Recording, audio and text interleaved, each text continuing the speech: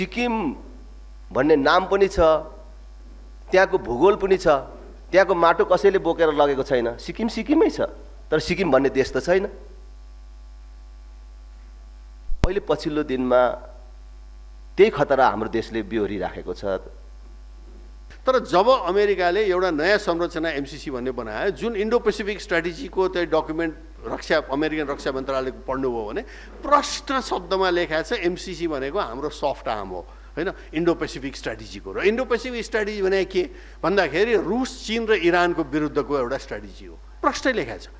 अब हाम्रो उत्तरी छिमेकीसितको विरुद्धमा चाहिँ यसरी हामीले चाहिँ कुनै कुरामा चाहिँ यसरी भाग लिनुहुन्छ त? सिक्किममा राज संस्थाको अन्त्य भयो, जनताका प्रतिनिधि भन्नेहरूले त देशै भारतमा बिलाइ गराए। ओहो, राजा भएन भने त देशै सकिने रहेछ। अब अहिले आएर चाहिँ नि कस्तो देखिया छ भने यो एमसीसी, होइन, अब जसले त्यो नेपालको विकासको लागि हुँदै होइन, त्यसमा एकदम प्रष्ट हौँ हामी, धेरै लामो कुरो गर्नै पर्दैन। जलस्रोतमा राजाहरूबाट राष्ट्रघात कहिले पनि भएको छैन। चाहे कोशी, गण्डक, जे जति कमजोरीहरू भएको छन् त्यो बरु जनताको शासन हुँदाखेरि नै चाहिँ अलि चाहिने भन्दा बढी लम्पसारवादीहरूबाट भएको छ, तर राजाहरूबाट भएको छैन। अब राजा हुँदैमा चाहिँ एकचोटि चाहिँ त्यो के अरे एकदम चाहिँ नि सामन्ती र यो भन्ने, त्यसो भने त बेलायत पनि सामन्ती, जापान पनि सामन्ती, स्विडेन पनि सामन्ती, सबभन्दा अहिले विकसित मुलुक जो छन् ती सबै सामन्ती, होइन। भन्नुको मतलब चाहिँ नि नेपाललाई शान्ति क्षेत्र नमान्नेले नेपालमा आतङ्ककारीहरूको प्रयोग गर्न थाल्यो। विद्युत प्राधिकरण मार्फत यो काम युएसएआइडी मार्फत गरे भए सायद हामी जस्ता मान्छेले धेरै बोल्ने ठाउँ थिएन, किन युएसएआइडी मार्फत, होइन, 60को दशकमा चीनले बनाएको सुनकोशी, भारतले बनाएको त्रिशुली र रुसले बनाइदिएको पनौतीको बिजुली काठमाडौँमा खपत हुन अमेरिकाले ट्रान्समिसन लाइन बनाएको छ, रिङमेन अहिले पनि देख्न सक्नुहुन्छ। राजा वीरेन्द्रप्रति म आफ्नो तर्फबाट र पार्टीको तर्फबाट समेत हार्दिक श्रद्धासुमन व्यक्त गर्न चाहन्छु। मैले आफ्नो राजनीतिक जीवनमा राजा वीरेन्द्रसँग भेटघाट गर्ने त्यस्तो कुनै नजिकसम्म पुग्ने कुनै मौका र अवसर प्राप्त गरिनँ। तर जुन बेला राजा वीरेन्द्रको खास गरी त्यो सक्रिय राज संस्थाको बेला थियो, त्यस बेलाका कयौं गतिविधिहरू जो मेरा प्रेरणाका स्रोतका रूपमा अथवा मेरो राजनीतिक जीवनमा राज संस्थाको देशको लागि कुन प्रकारको महत्त्व छ भन्ने कुराहरू बुझ्नमा प्रेरणादायी रहे। म केटाकेटी नै थिएँ, 2032 सालतिर होला, जब सिक्किममा राज संस्थाको अन्त्य भयो, जनताका प्रतिनिधि भन्नेहरूले त देशै भारतमा बिलाइ गराए। ओहो, राजा भएन भने त देशै सकिने रहेछ भन्ने मेरो बाल मस्तिष्कमा जब पर्यो कि राजाको अभावमा, राज संस्थाको अभावमा हाम्रो पनि देश कुनै पनि बेला त्यस्तो खतरामा पर्न सक्छ भन्ने मलाई लाग्यो। आज पनि मैले जहाँ जाँदाखेरि पनि राज संस्थाको महत्त्वको बारेमा कुरा गर्दाखेरि आम जनतालाई भन्ने गरेको छु कि 2032 सालसम्म हाम्रै छिमेकमा सिक्किम भन्ने देश थियो। त्यस बेला भन्दा अझ अहिले मैले बेसी बुझ्छु, किन त्यस बेला त थोरै थोरै बुझेँ। ए, राजा हट्यो, सिक्किम पनि सकियो, एउटा देश पनि समाप्त भयो भन्ने मात्रै थियो। तर अहिले यसो हेर्छु, सिक्किम भन्ने नाम पनि छ, त्यहाँको भूगोल पनि छ, त्यहाँको माटो कसैले बोकेर लगेको छैन। सिक्किम सिक्किमै छ, तर सिक्किम भन्ने देश त छैन।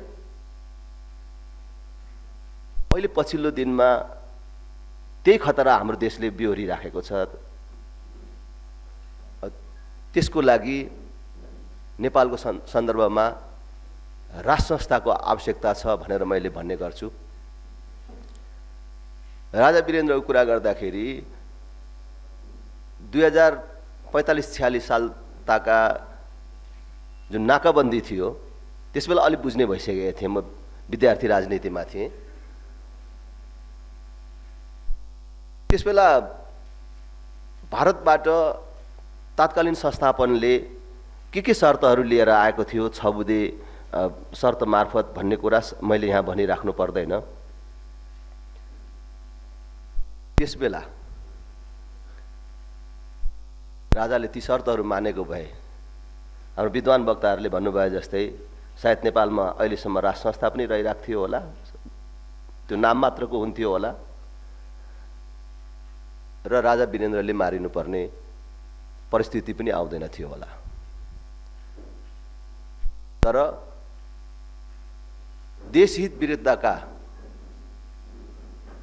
तिम्रा सम्झौताहरू, तिम्रा शर्तहरू भनौँ, तिम्रा शर्तहरू मानेर सम्झौता गर्नुभन्दा म जनतासँग अथवा देशका राजनैतिक दलहरूसँग सम्झौता गर्छु, तिमीसँग झुक्नुभन्दा मेरो जनतासँग झुक्छु भनेर जब राजा वीरेन्द्र दलमाथिको प्रतिबन्ध हटाउन मात्रै होइन, बहुदलीय व्यवस्था देशलाई प्रदान गरेर आफू संवैधानिक राजा बनेर बस्न मन्जुर गरे,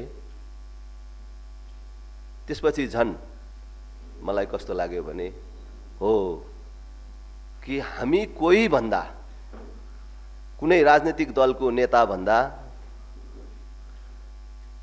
कुनै अरू छुट्टै नागरिक भन्दा हामी सबैभन्दा राजा देशभक्त हुन्छन् भन्ने कुरा चाहिँ प्रमाणित भयो भन्ने लाग्छ। र त्यसबेला पछि देशमा दलीय व्यवस्था आयो, हामी पनि उमेर अनुसार विभिन्न राजनीतिक दलहरूमा आबद्ध भयौँ। राजाको भूमिकामा फरक पर्यो।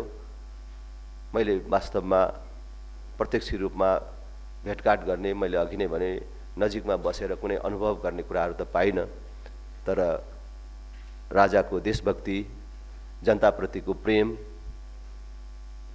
त्यसलाई हामीले अनुभूत गर्ने मौका पायौँ। असामयिक रूपमा राजा र राजाको सम्पूर्ण वंशको नाश भयो कि वास्तवमा त्यही दिनबाट नेपाली जनता र नेपाल राष्ट्रको दुर्दिनको प्रारम्भ भएको छ। आज हामी त्यो जनप्रिय लोकप्रिय राजाको स्मरण गरिराखेका छौँ। हामी सबैलाई शक्ति र बुद्धि प्राप्त होस्, त्यो क्षमता प्राप्त होस्, फेरि देश सुमार्गमा जान सकोस्, देशले एउटा निश्चित दिशा प्राप्त गर्न सकोस्। हामी सबै विगतका सबै प्रकारका गल्ती, कमी, कमजोरीहरू सच्याएर देशलाई एउटा सुमार्गमा लैजान सफल हुन सकौँ। फेरि पनि राजा वीरेन्द्रमा हार्दिक श्रद्धासुमन व्यक्त गर्दै होइन, विचारै नगरिकन एउटा चाहिँ नि विकृत वामवादी एउटा शब्द, एउटा भाष्य, एउटा भनौँ न प्रतिक्रियावादी यो ऊ भनेर अनि त्यसपछि विचार गर्न नपर्ने। त्यो भाष्यले हाम्रो राजनीतिलाई पनि चाहिँ नि विकृत बनाएको छ है, र हाम्रो चाहिँ नि अहिले विकास पनि त्यसले चाहिँ नि असर पारेको छ। ठिक विकासमा हामी हिँड्न सकेका छैनौँ है। त्यसैले कता कता चाहिँ नि अब यो तपाईँहरूले चाहिँ एउटा यो भाष्य पुनर्भाष्य गर्नुपर्ने चाहिँ आएको छ बाध्यता। त्यसै सन्दर्भमा आज हामी यहाँ जम्मा भएका छौँ यो भाष्य शुद्धिकरणमा। अब यस विषयमा इतिहास भन्ने कुरो कठोर हुन्छ। भनिन्छ कि इतिहास भने चाहिँ यमराज, स्वयं यमराजै हुन्, कठोर छन् तर अन्याय चाहिँ गर्दैनन् रे, न्याय नै गर्छन् है। त्यसैले यो भाष्य शुद्धिकरण पनि एक किसिमले अब हामी यत्रा वर्ष पछाडि फर्केर हेर्दाखेरि देशबारे, देशको इतिहासबारे, देशका चाहिँ महापुरुषहरूबारे होइन जुन विकृत वामवादी भाष्यले गाँजेको छ त्यसलाई शुद्धिकरण गर्नुपर्ने बेला आएको छ। अब राजा हुँदैमा चाहिँ एकचोटि चाहिँ त्यो के अरे एकदम चाहिँ नि सामन्ती र यो भन्ने, त्यसो भने त बेलायत पनि सामन्ती, जापान पनि सामन्ती, स्विडेन पनि सामन्ती, सबभन्दा अहिले विकसित मुलुक जो छन् ती सबै सामन्ती होइन। त्यो मिल्दैन त्यस्तो भाष्य। तर त्यो भाष्यले हाम्रो सार्वजनिक जीवनलाई नराम्रोसँग गाँजेको छ। अब यही सन्दर्भमा हामी आज राजा वीरेन्द्रलाई सम्झिँदैछौँ। राजा वीरेन्द्रलाई सम्झिँदाखेरि म दुईवटा कुरामा चाहिँ नि म ध्यान दिन चाहन्छु। मैले बोल्ने दुईवटा कुरामा, एउटा उनले राष्ट्र हितलाई कसरी अगाडि राखेर आफ्नो सम्पूर्ण शासनभरि होइन चाहिँ उनी अगाडि बढे र अनि अर्को चाहिँ नि मैले यो जलस्रोत विकासमै उनको चाहिँ बारे मैले 2-4 कुरा जानेको म भन्ने छु। अब मैले त्यति नजिकसँग राजा वीरेन्द्रसँग न काम गरेको हो न केही गरे हो, तर दुईटा कुरा चाहिँ मैले चाहिँ भन्नुपर्छ। सन् 1975-76मा म रुसमा पढ्थेँ। म त्यहाँ नेपाली छात्र सङ्घ सोभियत सङ्घ भन्थेँ, त्यसको म अध्यक्ष थिएँ। त्यही बखत श्रीपाद वीरेन्द्रको चाहिँ रुसमा औपचारिक भ्रमण भएको थियो। यो छात्र सङ्घ फेरि चाहिँ नि यो एस्टोनियाको टालिनदेखि चाहिँ नि कजाखस्तानको आल्माटीसम्म छरिएका नेपालीहरू 19वटा चाहिँ ठुला सोभियत सङ्घका सहरहरूका यो सङ्गठन थियो यो है। त्यसको म अध्यक्ष थिएँ र अध्यक्षको नाताले महाराजसँग हामीले त्यहाँ भएका विद्यार्थीहरूको गुनासाहरू, त्यहाँ अब परदेश बसिया छ, टाढा, अहिले जस्तो त्यति सजिलो हवाईजहाजमा आउन जान सकिँदैन थियो। एकचोटि गएपछि 7 वर्ष त्यहाँ बस्या भइन्थ्यो हामीहरू है। बिरलै चाहिँ नि बिचमा एकचोटिसम्म कोही आउन सक्थे, तर असाध्यै गाह्रो थियो। त्यस्तो अवस्थामा चाहिँ हाम्रा भएका गुनासाहरू, हाम्रा समस्याहरू राजदूतावासले हामीलाई कसरी केमा चाहिँ सहयोग गर्न सक्छ इत्यादि कुरा मैले साधारण सभा नै बोलाएर र राजा समक्ष के राख्ने भनेर मैले पासै गराएर अनि त्यो मैले महाराजा सरकार अगाडि पेस गर्नु परेको म झलझली अहिले पनि सम्झन्छु। र त्यसमा राजदूतावासबाट कता कता हुन्छ नि, अब अघि द्वारिकाजीले भने जस्तै सिंहदरबारको अर्कै भूमिका हुन्छ भने जस्तै त्यहाँ कता कता अलिकति अलि छिड्के हान्ने चाहिँ नि या उ गर्ने या ब्रेक हान्ने चाहिँ नि प्रयास थियो। तर राजाबाट सिधै हामीले भनेको कुरामा हरेकमा हातै यसो गरिकन हुन्छ, यसो भइदियो है। अनि त्यसले गर्दाखेरि कता कता अब विद्यार्थी त विद्यार्थी नै हुने, अब राजाले यति भने हुन्थ्यो भने यो पनि भने हुन्थ्यो नि भन्ने चाहिँ नि फेरि हाम्रो चलन छ क्या त होइन। तर राजाबाट एकदम सौहार्दपूर्ण हिसाबले चाहिँ छात्रहरूको चाहिँ समस्या त्यसरी हल गरिबक्सेको म सम्झन्छु। दोस्रो चाहिँ नि महेन्द्र प्रकृति संरक्षण कोषमा म ट्रस्टी थिएँ 1990s को दशकमा। महाराधिराज संरक्षक भइन्थ्यो, अधिराज कुमार ज्ञानेन्द्र त्यसको चेयर होइन। अनि त्यहाँ चाहिँ नि मैले भन्नुपर्छ, अब कतिपय कुरा त त्यहाँ गर्ने भनेपछि राजालाई जाहेर गरेर राजाबाट ओके भनेर अनि काम हुन्थ्यो त्यहाँ है।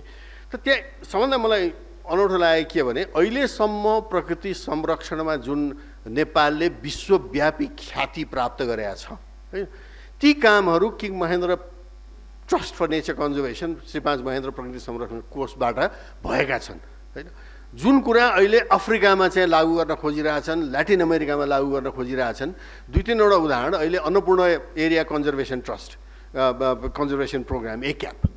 अब त्यहाँ नौलो कुरो के थियो भनेदेखि यो टुरिज्मबाट चाहिँ नि स्थानीयले कसरी फाइदा पाउने भन्ने त्यो कन्सेप्ट चाहिँ नि अगाडि ल्याइएको हो ACAP-मा। र त्यसले चाहिँ धेरै चाहिँ स्थानीय अन्नपूर्ण एरियामा चाहिँ र पछि कञ्चनजङ्घा र अरू ठाउँमा पनि फाइदा चाहिँ भएको थियो र चितवनमा पनि है। त्यस्तै सबभन्दा घटलाग्दो चाहिँ नि यो बफर जोन भन्ने कन्सेप्ट होइन।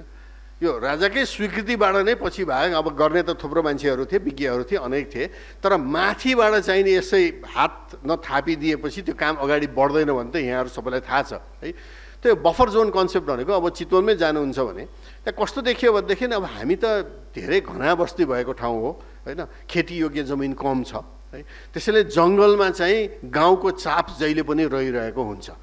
त राष्ट्रिय निकुञ्ज बनाइदिएपछि त के हो भने गाउँलेहरूले परम्परागत रूपमा प्रयोग गरी आएको होइन स्याउला यो चाहिँ पातपतिङ्गर ल्याएर यो उसलाई खुवाउने, वस्तुलाई खुवाउने ओर्ने काममा त रोक भयो त्यहाँ है। त्यसैले यो बफर जोन कन्सेप्ट भनेको सामुदायिक वनले राष्ट्रिय निकुञ्जलाई घेर्ने बफर है। त्यसले गर्दाखेरि दुईटा फाइदा भयो। एउटा त के भइदियो भनेदेखि चाहिँ नि गाउँलेले वन प्रयोग गर्न पाए है, किनभने सामुदायिक वन जुन वरिपरि घेरेको छ निकुञ्जको त्यसबाट चाहिँ दाउरा साउरा घाँसपात ल्याउन सक्ने भए र रुल अनुसार नियम अनुसार त्यो आफ्नो ठाउँमा छ। दोस्रो फाइदा चाहिँ के भइदियो भनेदेखि जनावरलाई त ऐन यो हो कि त्यो ऐन भन्ने मतलब हुँदैन, उसलाई त वासस्थान पनि वृद्धि भयो होइन। यो संसारकै एउटा नमुना विकासको होइन पिपल पार्क कन्फ्लिक्टलाई कम गर्ने नमुना भनेर अहिले अफ्रिकामा, केन्यामा, टेन्जानियामा इत्यादि ठाउँमा चाहिँ नि ती अवधारणाहरू लागू भएको छन्। यो राजा वीरेन्द्रकै शासनकालमा नेपालमा उत्पत्ति भएको राम्रो सुविकासका नमुनाहरू त्यसरी किङ महेन्द्र ट्रस्टबाट भएको थियो त्यो बेला है। मैले दुईवटा कुरा राष्ट्रिय हितमा गर्न चाहन्छु। एउटा चाहिँ नि सबभन्दा पहिले द्वारकाजीले अलिकति भन्नुभयो यो शान्ति क्षेत्रको प्रस्ताव हामी नबिर्सौँ कस्तो बेलामा त्यो आएको थियो। समय ख्याल गर्नुहोस् है, सन् 1971 बङ्गलादेश पाकिस्तान टुक्रायो भनौँ अब एक हिसाबले।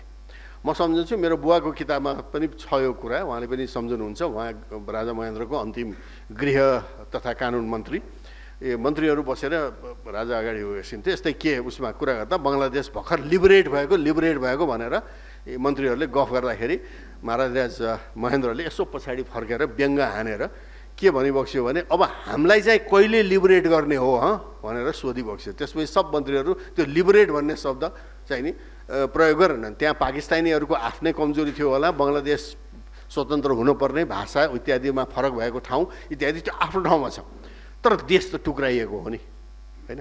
त त्यही कुरा 71 सालमा त्यो भयो। त्यसपछि राजाको चाहिँ नि देहान्त भयो अनि राजा वीरेन्द्र चाहिँ गद्दी आरोहण गरिबक्स्यो है।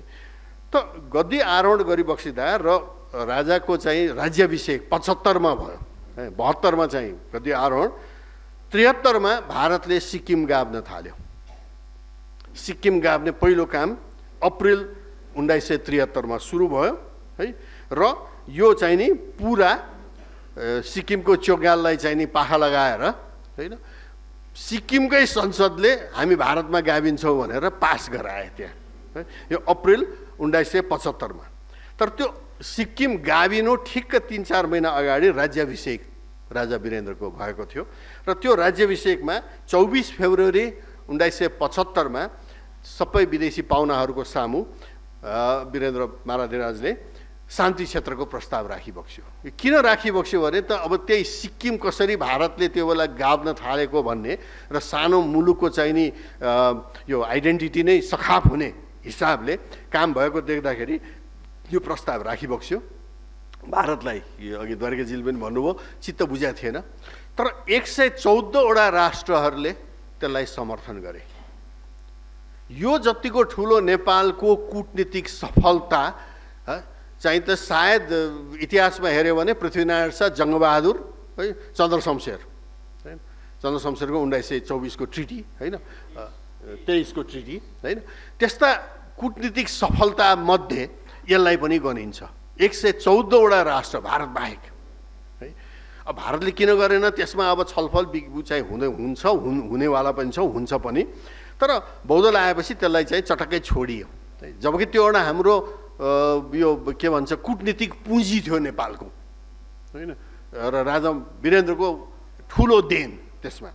अब यसले के गर्यो भनेदेखि अब फर्केर हेरौँ त बौद्धल आएपछि 27 सालपछि त्यसलाई चटक्कै छोडिदिए है। त त्यो छोडेपछि चाहिँ त्यो छोडेको करिब चाहिँ नि 4-5 वर्षमा त यो तथाकथित चाहिँ नि यो जनयुद्ध सुरु भयो बहुदलीय व्यवस्थाको विरुद्धमा। त्यो पनि कहाँ भनेदेखि चाहिँ नि आतङ्ककारीहरूलाई चाहिँ नोएडामा पालेर भारतको चाहिँ तालिम दिने चक्राटा भन्ने क्याम्पमा चाहिँ नि तालिम दिएर भयो। भन्नुको मतलब चाहिँ नि नेपाललाई शान्ति क्षेत्र नमान्नेले नेपालमा आतङ्ककारीहरूको प्रयोग गर्न थाल्यो हैन। अब यो इतिहासले कसरी यसलाई कठोर रूपले हेर्छ यो अगाडिका दिनहरूमा चाहिँ नि यो यसका विश्लेषणहरू जरुरै हुनेवाला छन् पक्कै पनि है। किनभने अहिले पनि हामी चाहिँ त्यसैमा कराइरहेका छौँ हामी त शान्ति क्षेत्र हुनुपर्छ। नेपाल एउटा शान्ति क्षेत्र हो। दुईटा ठुला भीमकाय मित्र राष्ट्रहरू बिचमा हामी दुई ढुङ्गा बिचको तरुल हैन। हामीहरूलाई शान्ति चाहिएको छ, विकास चाहिएको छ है। अहिले पनि चाहिँ नि कुनै कुनै ग्रुपहरूको हिजो भर्खर अर्को एउटा के भन्छ ट्रक जलायो भन्ने सुनिन्छ हैन। अब यस्ता कामहरूबाट चाहिँ नेपाल मुक्त होस् भनेर राजा वीरेन्द्रको जुन चाहना थियो हैन शान्ति क्षेत्रको प्रस्ताव त्यसलाई हामीले फर्केर एकचोटि चाहिँ नि नमन पनि गर्नुपर्छ र त्यसका मुख्य अवधारणाहरू हामीले चाहिँ नि टिप्नु नै पर्छ जस्तो मलाई लाग्दछ। त्यसलाई अगाडि नराख्नु, त्यसको पुँजीलाई चाहिँ नि हामीले क्याप्चर गर्न नसक्नु यो सबभन्दा ठुलो एउटा भुल हो। अब त्यस्तै चाहिँ नि विकासको कुरो गर्ने हो भने अनि त्यही बेला चाहिँ नि अब जब यो आतङ्ककारी गतिविधिहरू सुरु भयो बौद्धली व्यवस्था विरुद्धमा हैन, म सम्झन्छु किङ महेन्द्र ट्रस्टमा किनभने हामी त गाउँ गाउँमा काम गर्नुपर्ने हैन, अप्ठ्यारो थियो हैन। अनि त्यसमा अब के छ त डाइरेक्सन भन्दाखेरि भारतले त्यो बेला जसवन्त सिंह चाहिँ नि परराष्ट्र मन्त्री थिए क्या र माओवादीहरू आतङ्ककारी भनेर घोषणा गरेका थिए, जबकि नेपालले गरेका थिएन है। र यसमा हामीले सोद्धाखेरि दरबारबाट इन्स्ट्रक्सन आउँथ्यो, यस्तो गर्नु भनेर, यसरी व्यवहार गर्नु भनेर महेन्द्र प्रगति संरक्षण कोषमा। त्यहाँ एउटा बडो मजाको चाहिँ नि आयो भनौँ न होइन। कस्तो भनेदेखि माओवादी, अब भारतले त यी आतङ्ककारी भनिसकेको थियो है, हामीले भनेको थिएन नेपालले है। र राजालाई चाहिँ नि आफ्नै जनता विरुद्ध सेना प्रयोग गर्न बडो इच्छा थिएन, त्यो त प्रष्ट पनि थियो होइन, र गरे पनि होइन, आर्मी प्रयोग गरे होइन है। त त्यो बेला के भइदियो भनेदेखि दरबारको भावना कस्तो थियो भने यिनीहरू आतङ्ककारी तौर तरिका प्रयोग गर्छन्, तर यिनीहरू राजनीतिक शक्ति पनि हुन् र नेपालीहरू पनि हुन्। त्यसैले यिनलाई आतङ्ककारी गतिविधिबाट छुट्याएर होइन, नेपाली भएर नेपाललाई हेरेर नेपालको हितमा काम गराउन चाहिँ प्रोत्साहित गर्नुपर्छ भन्ने खालको हामीलाई त्यस बेला इन्स्ट्रक्सन आउँथ्यो। अब यी भए त शान्तिप्रेमी राजाको चाहिँ नि चाहना जुन एक किसिमले अगाडि बढेन र देशले त्यत्रो द्वन्द्व खपेर त्यत्रो नोक्सानी भोगेर अहिले पनि तन्द्रिन सकेको छैन। किनभने इतिहासलाई चाहिँ नि हामीहरूले कता कता बिर्सिएर इतिहासलाई को चाहिँ मूल्याङ्कन चाहिँ नि कस्तो हुन्छ भन्ने कठोर मूल्याङ्कन नगरेर चाहिँ नि कता कता यो विकृत वामवादी भाष्यमा ज्यादै फस्या हुनाले मेरो विचार चाहिँ त्यसैले यो सब भएको।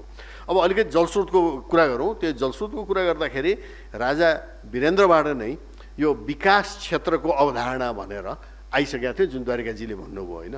अब अहिले जतिसुकै सङ्घीयता र यो र ऊ भने पनि होइन, त्यो जतिको राम्रो अवधारणा त कुनै पनि थिएन होइन। किनभने चाहिएको त के हो भने विकासै चाहिँ नि यो विकट गाउँहरूमा पुगुन् भन्ने नै चाहना हो। त्यसैले चाहिँ नि त्यहाँ विकेन्द्रीकरण गरेर पुर्याउन खोजिएको हो र त्यसको चाहिँ धेरै ठुलो सान्दर्भिकता थियो। त्यसमा विकासको विकेन्द्रीकरण, त्यस्तै यो सामुदायिकीकरण होइन, यो वन होस्, खानेपानी होस्, शिक्षा होस्, स्वास्थ्य या अहिले बिजुली होइन, यी अवधारणाहरूबाट हामीहरूले विकास चाहिँ नि सबभन्दा विपन्न वर्गसम्म टाढा टाढा दूर दराजमा पुर्याउनुपर्छ भन्ने ती अवधारणाहरू आइसकेको थियो। त्यसमा मुख्य कुरा जलस्रोतमा चाहिँ नि राजा वीरेन्द्रको योगदान हेर्ने हो भने सबभन्दा एउटा घतलाग्दो कुरो के छ भनेदेखि अब गाली गर्छन् अब अहिले यो विकृत वामवादी चाहिँ नि भाष्यबाट चाहिँ नि अब त्यो के अरे सामन्तवादी यो ऊ भन्छन्, तर हेर्नुभयो भने इतिहासमा होइन जलस्रोतमा राजाहरूबाट राष्ट्रघात कहिले पनि भएको छैन। चाहे कोशी गण्डक जे जति कमजोरीहरू भएको छन् त्यो बरु जनताको शासन हुँदाखेरि नै चाहिँ अलि चाहिनेभन्दा बढी लम्पसारवादीहरूबाट भएको छ, तर राजाहरूबाट भएको छैन। र कोशी गण्डकको पनि चाहिँ कमजोरीहरू राजा महेन्द्रले चाहिँ नि 66तिर सुधारिएको त्यसमा सुधार भएको छ है। त यहाँ यो कर्णाली र पञ्चेश्वरको म पनि त्यो बेला भर्खर जाहिर खान थालेको थिएँ 70को दशकको अन्ततिर, र त्यो बेला मलाई थाहा छ कर्णाली पञ्चेश्वर राजा अघि द्वारकाजीले भने जस्तै राजा वीरेन्द्रले यो कोलम्बो प्लान अन्तर्गत र सार्कको पहिलो मिटिङमा यो बृहत गङ्गा जलाधार गङ्गा बेसिनको चाहिँ विकास गर्नुपर्छ भनेर क्षेत्रीय रूपमा भनेर प्रपोज गरेकै हो। त्यस अन्तर्गत चाहिँ नि कोशी कर्णाली चिसापानी जस्ता योजनाहरू पछि गएर पञ्चेश्वर पनि चाहिँ आयो। अब त्यहाँ धेरै कुरा छन्। विकासको हिसाबले राजा विकास चाहने है, तर समस्या के पर्यो भने हाम्रा दक्षिणी मित्र राष्ट्रको चाहिँ नि जहिले पनि विकासको चस्माले नहेर्ने, विकासलाई सुरक्षाको दृष्टिकोणले मात्रै हेर्ने। र कतिसम्म भने यो कर्णाली प्रोजेक्ट यत्रो ठुलो बनायो भने अब हाम्रो चाहिँ त्यो त्यत्रो एकै ठाउँमा चाहिँ हामी निर्भर हुन्छौँ, त्यसैले भारतको सेना नै बस्नुपर्छ भन्ने जस्ता समेत उताबाट चाहिँ नि अब प्रपोजल भनौँ जे भनौँ त्यस्ता आउन थाले। त्यसपछि राजाले यो चाहिँ हुँदैन त्यसो भने यसलाई अहिले चाहिँ थाँती राखौँ, यो कुरो चाहिँ म टुङ्गो लाउँ, किन हाम्रो क्षेत्रमा हाम्रो देशमा विदेशी सेना बस्दैन भन्ने राजाको प्रष्ट अवधारणा थियो। त्यसले गर्दाखेरि कता कता त्यो अगाडि बढेन र भारतले आजसम्म पनि कर्णालीको त्यत्रो हामीले रिपोर्ट 18 भोल्युम रिपोर्ट बनाएर पठाएको आजसम्म जवाफ दिएको छैन। झन्डै 30 वर्ष भइसक्यो। त्यस्तै पञ्चेश्वरको कुरामा पनि त्यस्तै कुराहरू आएका थिए त्यो बेला है। मुख्य समस्या चाहिँ नि नेपालले र राजाले विकासको अवधारणा चस्माबाट हेर्ने, भारतले सुरक्षाको दृष्टिकोणबाट हेर्ने गर्दाखेरि त्यो ऱ्याङठ्याङ आज पनि मिलेको छैन, आजसम्म पनि है। यही बेला राजाबाट पनि त्यही बेला राजा वीरेन्द्रको चाहिँ देनमध्ये भन्नुपर्छ, यो साना जलविद्युत सुरु भएको त्यही बेला हो। गजुरीमा पहिलोचोटि सानो जलविद्युत भन्ने कन्सेप्ट आएर त्यहाँ साना जलविद्युत छरिएर गयो। त्यसपछि कृषि विकास ब्याङ्क मार्फत धेरै काम भयो, विद्युत विभागबाट पनि काम भयो। तर यो चाहिँ गाउँ गाउँमा बिजुली चाहिने, आफै बनाउन सक्ने, फैलिने भन्ने यो काम चाहिँ नि यो धेरै हदसम्म त्यही बेला सुरु भएको हो है। त्यसमा अहिले कता कता कुरा बढाइलिएको छ, त्यो अर्कै छ। अब म यसलाई कहाँनिर ल्याएर जोड्न चाहन्छु र मेरो आफ्नो यहाँ भन्ने कुरा यहीँ अन्त गर्छु। यो चाहिँ अहिले हेर्नुहोस् त, अब विकास भनेपछि नेपालको लागि र नेपालको दूरदराजमा विकट ठाउँहरूमा भएको ठाउँमा विकास हुनुपर्छ, बिजुली होस्, शिक्षा होस्, जेसुकै होस् भनेर राजा वीरेन्द्र र चाहिँ नि त्यो संरचनाले कोसिस गर्ने है। अब अहिले आएर चाहिँ नि कस्तो देखिएको छ भने यो एमसिसी होइन, जसले त्यो नेपालको विकासको लागि हुँदै होइन, त्यसमा एकदम प्रष्ट हौँ हामी, धेरै लामो कुरो गर्नै पर्दैन। अहिले त्यो एमसिसीको चाहिँ 50 करोड डलर, अब त्यसमा नबिर्सौँ हामीले 13 करोड आफ्नो हाल्नु परेको छ र हालि पनि सक्यो र त्यो अरबौँको त्यो खर्च पनि भइसक्यो 5 तारे होटलमा अफिस खोलेर, जबकि त्यो पास गर्नुपर्ने कुरो पासै भएको छैन। यो अनियमितता कसले हेर्ने, यो बेथिति कसले हेर्ने, त्यो आफ्नै कथा होला है। तर यो पैसा अमेरिकाले अहिले खुरुक्क विद्युत प्राधिकरण मार्फत, जुन हाम्रो एकल एउटा निकाय हो जसले अहिलेसम्म 400 किलोभोल्टको ट्रान्समिसन लाइन बनाएको उसले मात्रै छ, र उसले जब 4 करोड प्रति किलोमिटरमा ढल्केबार मुजफ्फरपुरवाला लाइन बनाएको हो 4 करोडमा, जबकि एमसिसीले 18 करोडमा बनाउँदैछ। त्यो पनि 5 तारे होटलमा होइन, 5 तारे कन्सल्ट्यान्ट, 5 तारे त्यो कर्मचारी राखेर। भनेपछि यो नेपाली उपभोक्तालाई चुस्नलाई गरे हो कि विकास गर्नलाई गरे हो भन्ने प्रश्न त अगाडि छँदैछ। त्यसैले मैले भन्ने गरेको छु, यो विद्युत प्राधिकरण मार्फत यो काम युएसएआइडी मार्फत गरे भए सायद हामी जस्ता मान्छेले धेरै बोल्ने ठाउँ थिएन। किन युएसएआइडी मार्फत होइन 60 को दशकमा चीनले बनाएको सुनकोशी, भारतले बनाएको त्रिशुली र रुसले बनाइदिएको पनौतीको बिजुली काठमाडौँमा खपत हुन अमेरिकाले ट्रान्समिसन लाइन बनाएको छ। रिङमेन अहिले पनि देख्न सक्नुहुन्छ, लैनचौरको सबस्टेसन, त्यहाँ तल चाहिँ नि हाम्रो लगनखेलको पाटनको सबस्टेसन, यी सबै अमेरिकाले बनाइदियो हो युएसएआइडी मार्फत होइन। त्यसै गरी काम गरे भए त यहाँ अहिले एमसिसीको यो लठा बजेर त कुरै उठ्दैन थियो होइन, सिधै काम हुँदै जान्थ्यो। त्यहाँ प्रश्न उठ्थ्यो होला, यो किन त्यो नाइ भन्ने हुन्थ्यो है। तर जब अमेरिकाले एउटा नयाँ संरचना एमसिसी भन्ने बनायो, जुन इन्डो पेसिफिक स्ट्राटेजीको त्यो डकुमेन्ट अमेरिकन रक्षा मन्त्रालयको पढ्नुभयो भने प्रष्ट शब्दमा लेखाएको छ एमसिसी भनेको हाम्रो सफ्ट आर्म हो होइन, इन्डो पेसिफिक स्ट्राटेजीको। र इन्डो पेसिफिक स्ट्राटेजी भने के भन्दाखेरि रुस, चीन र इरानको विरुद्धको एउटा स्ट्राटेजी हो, प्रष्टै लेखाएको छ। अब हाम्रो उत्तरी छिमेकीसितको विरुद्धमा चाहिँ यसरी हामीले चाहिँ कुनै कुरामा चाहिँ यसरी भाग लिनुहुन्छ त भने प्रश्न आयो। अब यसमा अहिले फर्केर हेर्दाखेरि राजा वीरेन्द्रले जब चाहिँ नि यो भारतीय सेनानी ल्याएर यहाँ चाहिँ एउटा विकासका योजना चलाउनु पर्छ भनेपछि त्यस्तो काम चाहिँ हुँदैन भनेर रोकेको होइन। अहिले चाहिँ नि एउटा छिमेकीको विरुद्धमा चाहिँ गठन भएको संरचनालाई नेपालमा भित्राउनुपर्छ भनेर मरिहत्ते गर्छन् भने यसलाई के भन्ने। त्यसैले आज राजा वीरेन्द्रलाई हामीले झन् धेरै सम्झिनु परेको कारण यो पनि हो। यति भन्दै म यहाँहरूलाई बोलाउनु भयो आफ्नो